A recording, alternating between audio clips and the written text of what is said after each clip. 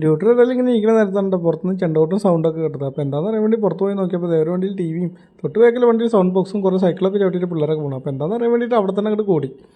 അപ്പോൾ അതായത് തൊട്ട് ബാക്കിൽ തന്നെ തെയ്യം അതേപോലെ ചെണ്ടകോട്ടും കാവടിയും അതിൻ്റെ ബാക്കിൽ കുറച്ച് ചക്രഷോ. അപ്പോൾ അത് എന്താണെന്ന് അറിയാമെന്ന് വെച്ചിട്ട് അവിടെ തന്നെ അങ്ങോട്ട് കൂടിയിട്ടോ. അപ്പോൾ നല്ലൊരു അടിപൊളി കാഴ്ചയാണ് ചെണ്ടയും സംഭവമൊക്കെ ആയിട്ട് പോണ് കാണാൻ. അപ്പോൾ തൊട്ട് ബാക്കിൽ ഈ ടീമുകൾ വന്നപ്പോഴാണ് കാര്യം മനസ്സിലായത്, ഇത് കേരള സർക്കാരിൻ്റെ ലഹരി വിരുദ്ധ സന്ദേശ യാത്രയുണ്ടത്.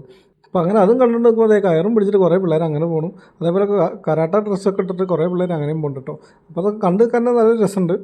അപ്പോൾ അതേ കണ്ടുകൊണ്ട് നിൽക്കുന്ന നേരത്തെ തന്നെ കരാട്ട പിള്ളേരുടെ കയ്യിൽ നിന്ന് ഒരു ബലൂണും പറന്നുപോയി. അപ്പോൾ അതൊന്ന് സൂം ചെയ്യാൻ നോക്കിയപ്പോൾ അതൊന്നും നടക്കണില്ല.